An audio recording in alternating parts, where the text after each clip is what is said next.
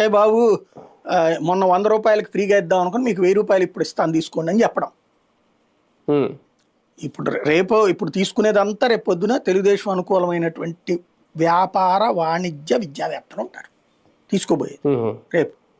అంతే జరిగేది, అంత మించేది లేదు.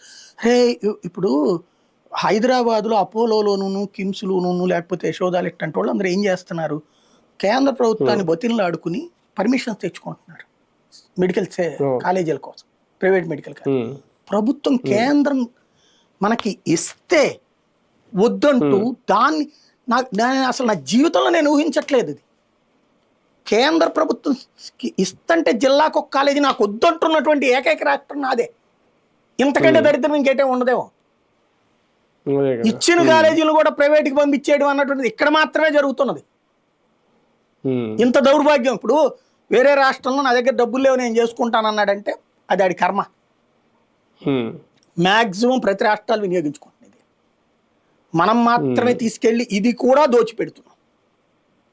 ప్రైవేట్ వాడిని పోషిస్తా, నేను చెప్పాను కదా, కార్పొరేట్ విద్య కార్పొరేట్ వైద్యం మెరుగైనవి అన్నటువంటి పేరుతో మనల్ని గుంజుతున్నారు, పిండుతున్నారు, రక్త పిశాచిలాగా పిండుతున్నారు. ఇప్పటికి మనం రాత్రి పగలు కష్టపడి సంపాదించినటువంటి మధ్య తరగతోడి ఉద్యోగస్తుడి దగ్గర రూపాయి మిగలట్లే, వాళ్ళ అప్పులు పాలవుతూనే ఉన్నాడు నిరంతరం.